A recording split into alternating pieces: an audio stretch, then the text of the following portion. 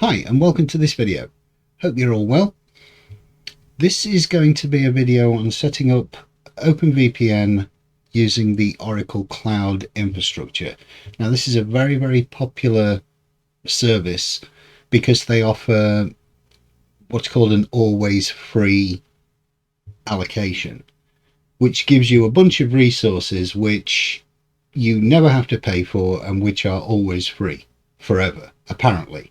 Now, I've read the small print and they can reclaim it, but I understand why they have to put that in there, but I don't think they're ever going to do it. So, with this system, you can sign up and you can get like a couple of AMD instances, which would cost you, sort of $5, $6 a month from other providers. You get those free. You can have 2 of those.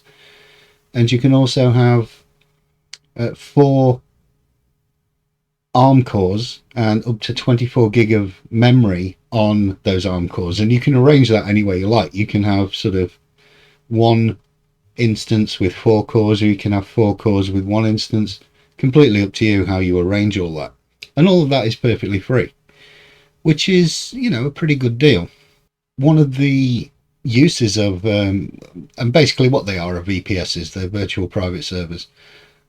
And one of the uses for those is to set up a VPN. So let's go ahead and do it. So as I go through this video, I've got this little helper window at the bottom here, and this will go through each step, step by step as we go through the video. And a transcript of this will be available in the description, and everything can be copy pasted from that if you need to do that. So let's get on with it. So we're going to need some required software. So you're going to need PuTTY, which is a SSH client. Now you're going to need the latest version, right? Because if you have an older version of PuTTY already installed, it might not work with the Oracle system because there's some updates that need to be done. So make sure you've updated PuTTY to the latest version. You're going to need the OpenVPN GUI, and again, this needs to be the latest version. So make sure that's up to date. Probably going to need this one here for most of you. And you're going to need an archiver, either WinRAR or 7-zip. Either of those will do. Make sure one of those is installed and you should be good to go. Okay, so what we're going to do to keep everything organized is we're going to create a folder which we can keep all the related files in. So I'm just going to create one on my desktop here. And we'll call this Oracle VPS. Now open that, and I'm just going to have this folder available so that everything is easily accessible when I need it. Okay, so the next thing you're going to need to do is set, if you haven't already done it of course, is set up an Oracle account. Now I can't go through that with you because I've already set one up and I can't do it again, and obviously the privacy problems with doing something like that are also a concern, so I'm going to leave that up to you. But when you do this sign up, you do need a credit card or a debit card to be able to do it, and you need to put all your details in, like your name and address and all that nonsense. So just be aware of that.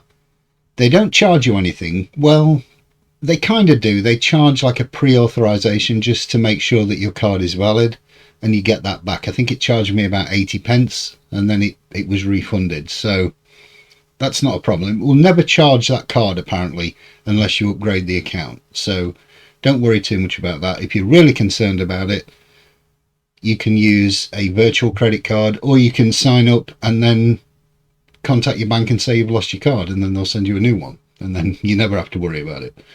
So when you sign up, just be aware of the region that you select, because you have to select where your resources are going to be, in what country, in what region basically. So just think hard about where you want this stuff to be, because if you're setting up a VPN, you might want that VPN to be in a different country to where you are. So look at your options, give it a good think, and make sure you select the right option. Right, so once you're all signed up and logged in, you'll come to this Get Started page. This is your basically first page. So what we're going to do first, because everything on Oracle is sort of modular, it's all arranged as these individual modules which all sort of latch together.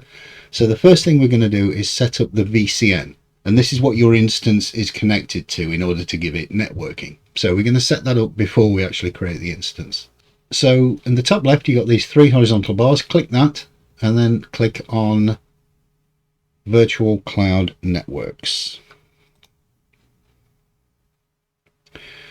Okay, next step is to click Create VCN, and then this will open. Now in name, I'm putting VCN1. Now you can put whatever you want in these names, but I would suggest sticking with what I do because they're all sort of connected to each other. So unless you remember exactly what you put in, just stick to what I do. Okay, in CIDR, which is down here, this is your block that you're going to allocate. We're going to put 10.0.0.0/16. Okay, and remember to press return here to actually enter that into there.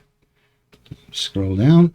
IPv6 prefixes, click this because we want IPv6 on this. And now click Create VCN. And that's our VCN created. So now we need to create a subnet. So click on Create Subnet. And we're going to give this a name, and we'll call this Subnet 1. We want this regional. And in the CIDR block, I'm going to put 10.0.0.0/30. And I'm using 30 instead of 24 just to make, because it randomly assigns an IP to your instance, and I want it to assign one from the beginning of the range. So by putting a prefix of 30, that just ensures that. And then we need to click on Assign an Oracle allocated IPv6 prefix. And then in this box here, add 00. So the root table compartment, just select the default root. We want this to be a public subnet. And for DHCP options, again, select the default. And security lists, again, select the default. And then click Create Subnet. We'll just wait until that's sorted itself out. So now we need to create an internet gateway. So under these resources on the left, click Internet Gateways, and then click Create Internet Gateway. And the name, I'm going to call Gateway 1, and then click Create Internet Gateway. So for routes, under resources on the left, click on Route Tables. So in this area here, we want Route Tables. And then click on the default route table for VCN1. Click Add Route Rules. So protocol version IPv4. And we want target type Internet Gateway. CIDR block is going to be 0000/0, so basically match all. Internet Gateway is going to be Gateway 1. And click Add Route Rules. So click Add Route Rules here, and this is going to be IPv6, and the target type is Internet Gateway. CIDR block in this case is ::/0, which is basically match all for IPv6. Target Internet Gateway is going to be Gateway 1, and click Add Route Rules. So now we need to configure the security lists. So on the navigation path at the top, which is this part here, click VCN1. So that's VCN1. Now on the left here, click on security lists. And then click default security list for VCN1. Click Add Ingress Rules. So the source type is going to be CIDR. The source CIDR is going to be 0000/0. Protocol is going to be TCP. And the destination port range here is 10,000. Okay. and then click Add Ingress Rules, and this will allow Webmin installation to work. So add another ingress rule, and now we need to allow OpenVPN through. So the source type again is CIDR. They're all going to be that. Source is 0000/0, and the protocol this time is UDP, and the destination port range is 1194. Now that's the default OpenVPN port. If you want to change that, by all means go ahead. Just remember what you've changed it to and use that later. Wherever you see 1194 later on in the tutorial, just use whatever you decided to use for the port number, but you know, you can just keep it at the default. And add ingress rules, and we're going to add a third one, CIDR again, and this time this is an IPv6 rule, so :/0 and UDP and 1194 in the destination port, and click Add Ingress Rules. And that's the VCN setup. So let's get on with doing the compute instance. Okay, now so we need to actually create the instance. So go on the 3 horizontal bars again, compute, and then instances. Click on create instance. Now you can call this whatever you want. I'm going to call it Ampere 1. So in placement here, you want to click edit, and these are the regions that you've got. Okay, the domains you've got within your region. Now I've selected London. Now because I'm selecting Ampere, I'm going to go on AD3, but you should be able to select any of these. If you're using the AMD instance, you'll probably need to use the first domain. Just be aware of that. So image and shape, I'm going to click edit. So we want to change the image, and I'm going to select canonical Ubuntu because that's what I'm used to. I'm sure the Oracle Linux is perfectly fine, but I'm just used to Ubuntu, so that's what I'm going to use. And select image. Okay, click on change shape.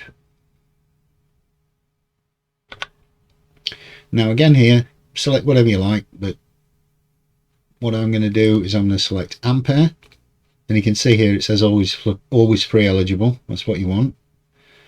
And I'm just going to have one core with 6 gig of RAM.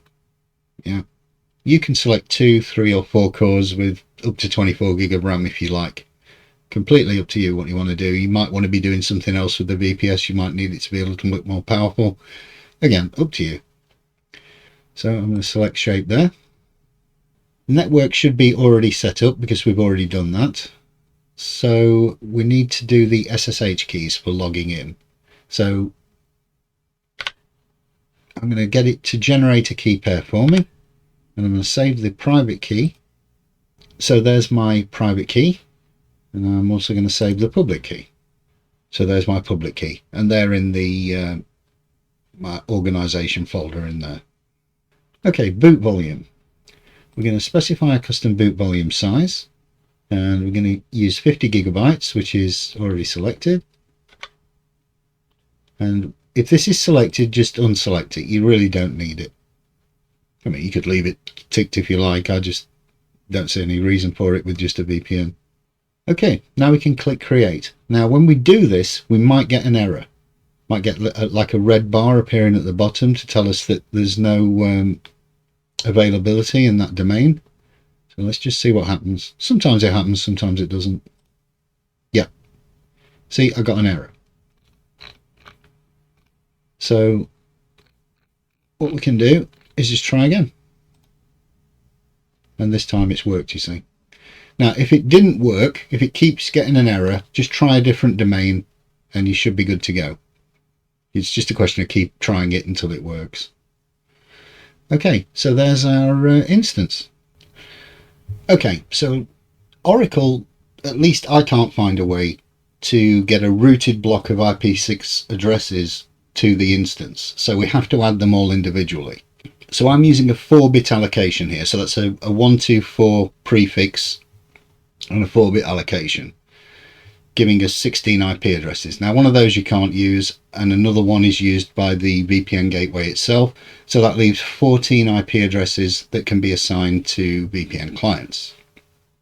Now if this is a personal use VPN, it's highly unlikely that you're ever going to need more than 14 connections at the same time, so this should be adequate. If you do need more than that, then you'll need to go up to a 5-bit allocation, which of course then means you need to assign 31 IP addresses instead of 15. But I'm thinking 15 will be enough for most people. So let's get on with doing that. So under resources on the left, you should find attached VNICs. This is in our instance page. So go to attached VNICs. And then you need to click on the name of the VNIC, and this should be the same as the instance name here. Now under resources on the left, click IPv6 addresses and click assign IPv6 address. Okay, now we select the prefix. There should only be one in there, so just select that. And we want manually assigned IPv6 address. And in the box here, we're going to enter :1:1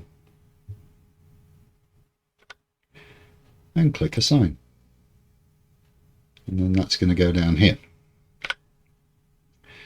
So again, click assign IPv6 address.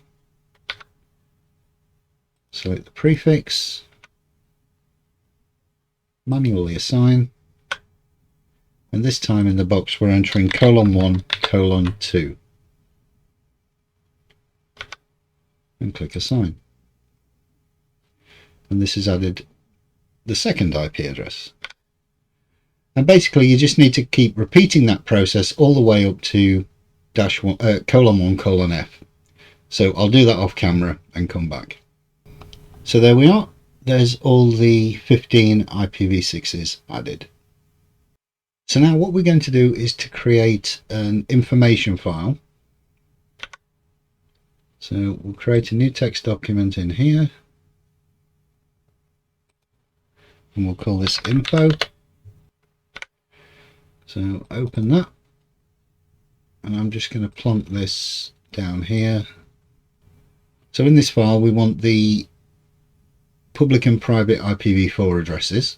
So let's get that information. So our private IP address is this here. So we're going to paste this in here. Private v4. I'm just going to reduce my font size there. And we want our public v4, which is here. And we want our v6 prefix, which is going to be basically that, the first 4 blocks of our address there. Right, we want to create a secure password that we're going to use for the server. So I'm just going to make something up here. That should be secure enough, yeah? So that's the password we're going to use. Now obviously this is just a demonstration. I'm not going to be actually using this in production. This is just for the video, so don't think you can access my servers using that password. It ain't going to work. Okay, so now we're starting to get into the fun stuff. We're going to need to log into the instance. So we need to open PuTTY. So there's PuTTY opened, and this will be wherever you installed PuTTY, and you should be able to access it from your start menu. So load an existing private key and click on the load button, and you need to navigate here to your folder, to your VPS folder. It's on my desktop, of course, so that's where you need to be. Now you need to change from private key files here to all files. So you want the key file, right? Not the key.pub file, the key file, and open that. And then it will import it into PuTTY. So under Save the generated key, click Save Private Key and select Yes when you're prompted. And we just need to save the PuTTY version of the private key, and I'm just going to call that oracle.ppk, and that should save in the same place. And there it is. There's my private key. Oh, I've already clicked save. Okay. So now we need to go to our PuTTY folder.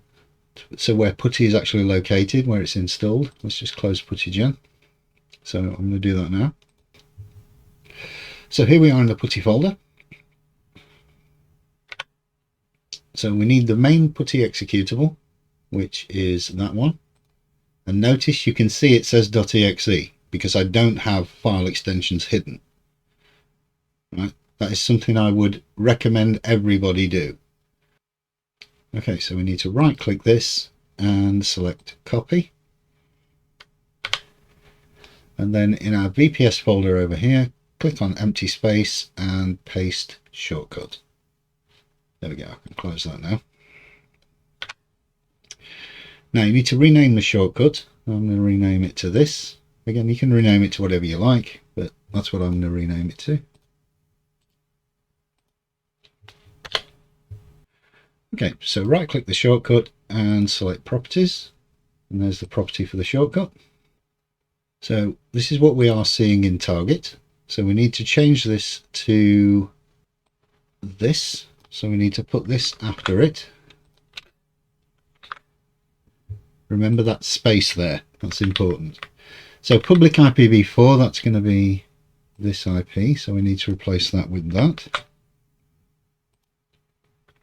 Now in start, we should see C programs PuTTY or wherever your PuTTY is installed.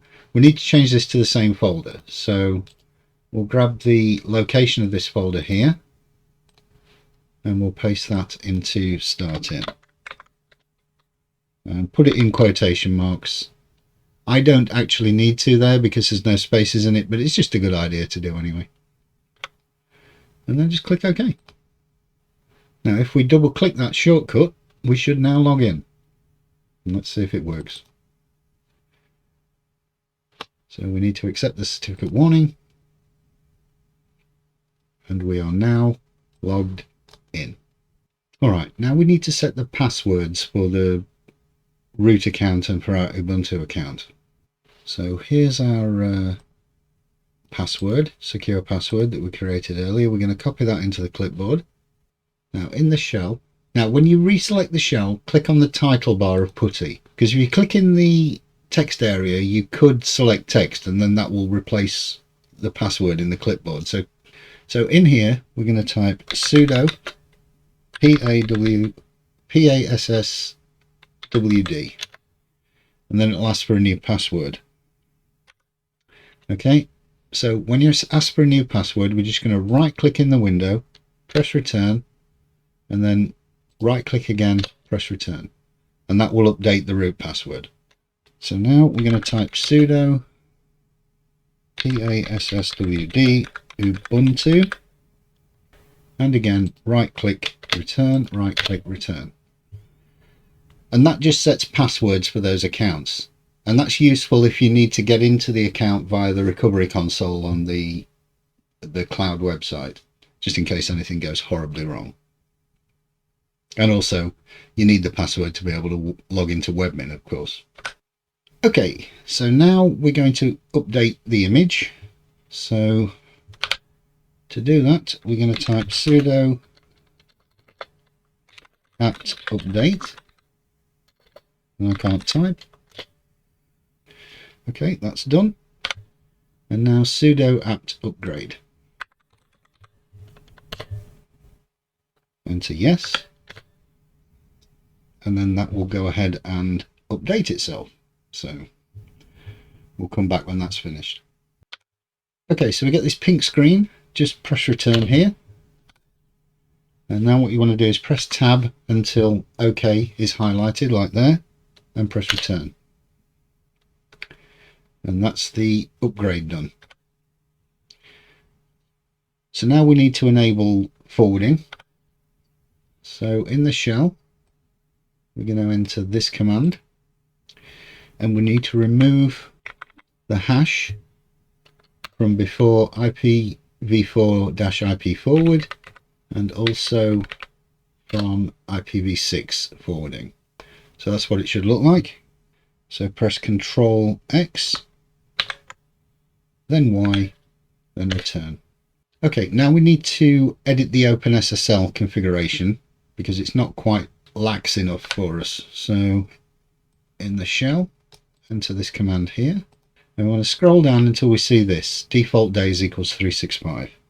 Okay, and we need to change this to 3650, 3650, and then default needs to change to SHA 512. So press Ctrl X, Y, and return. Okay, now we need to install OpenVPN. So to do that, it's just sudo apt install OpenVPN. Enter yes. Okay, it wants me to reboot. That's not a problem. Just press return, then tab and return again. We're going to reboot later, so that's fine. Okay, now we need to install Webmin. So we need to go to this URL here. So we need to copy this wget line from here and paste that into here. Now go back to the web page, copy the D package line. Now in the shell, and again, when you reselect the PuTTY window, click on the title bar. In the shell, we type sudo and a space, and now we can paste the D package line into PuTTY. Press return, and this will fail with dependency problems, but that's fine, don't worry about it. But before we fix those dependencies and install Webmin, we want to change its OpenSSL configuration so that its certificate is 10 years long instead of 1 year long. So enter this command and scroll down until you see default days equals 365, and there it is. And then on here we need to change this to 3650, 3650, and change this from MD5 to SHA 512. Control X, Y, return. Now we can install the dependencies. So that's going to be sudo apt install -f. Press Y to continue. Dependencies are installed. So now we need to edit the IP tables file to let us be able to log into Webmin, and also for OpenVPN to get through the firewall as well. Enter this command. Now you need to find this line, which is right here. Okay, and we need to add those 2 lines after it. Copy that one, paste that in, and copy this one, and paste that in. Control X, Y, return. Now we can reboot the instance. Sudo reboot. And just wait for it to come back up. So we need to log back in after it's rebooted. I've given it a bit of time, so it should be back up now. So just double click there, and we're back in. So now we need to log into Webmin. So in the VPS folder, click on empty space and select new shortcut. So for the location, we want the public IP. So I'm just going to put this in, and we need to replace public IPv4 with our public IPv4 from here. There we go. Click next. So you can call this again anything you like. I'm going to call it Webmin on Oracle, and finish. Now if we double click this, this should then send us to our Webmin login. Okay, so we need to accept the self-signed certificate. So I'm in Firefox, so the procedure is advanced, and accept the risk and continue. Now for the username and password, we're going to use root, and we've got our password here, so copy paste that in. I'm going to click Remember Me so I don't have to keep putting it in, and sign in. So now we need to add the OpenVPN Webmin module. So on the left panel, select Webmin and Webmin configuration, and then click on Webmin modules, and we want from HTTP or FTP, and in the box we need to enter this. This is my fork of the OpenVPN Webmin module. It just allows some v6 extra functions. So paste that URL into the box next to here and click Install Module. And that's it, that's installed the module. So now we need to go back to PuTTY here. Just going to make this a little bigger. And we need to edit the OpenVPN Webmin module, SSL config. I know we have to do a few of these, but it's just the way it is. Everything wants to use its own configuration file. Okay, so scroll down. This should already have 3650 in it, but we want to change this to SHA512 just to future-proof things a little. Control X, Y, return. Go back to Webmin now. On the left here, go to Server and OpenVPN plus CA. Certification Authority List.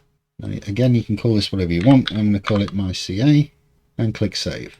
And this will take a while because it has to generate a big long ass prime number, so just give it a while to complete. So that's the CA generated. So click Return to OpenVPN Administration. So again, go into Certification Authority List and then click Keys List, which is up here, and in the key name I'm going to select Server 1, and in Key Server here I'm going to select Server and then click on Save and return to Keys List.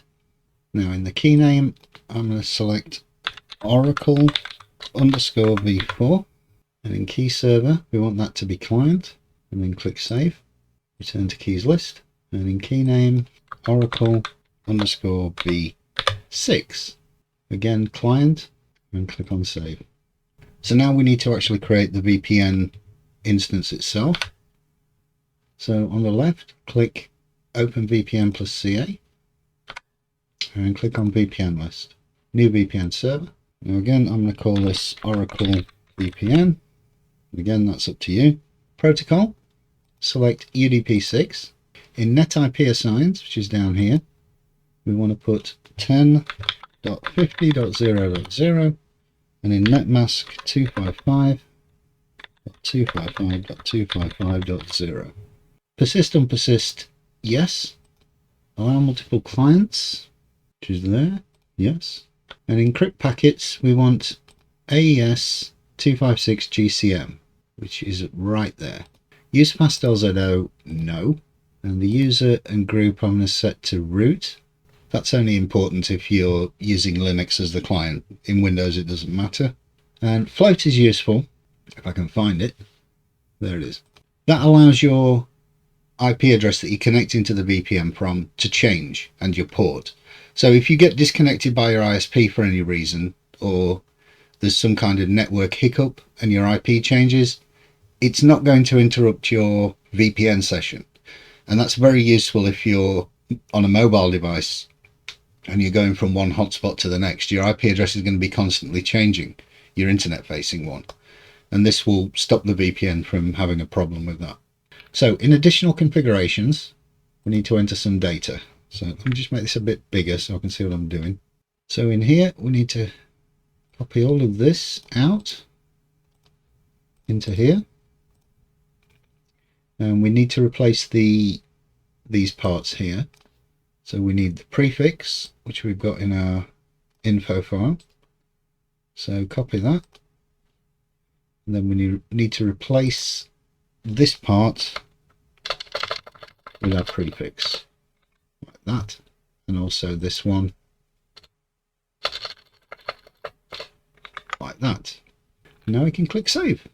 So now we need to add the client keys to that install. So click on Client List and New VPN Client. So we want Oracle v4, that's already selected. Now we want the public IPv4 to go into remote IP. So let's get the public IPv4, which is in our info text here, and that's going to go into here.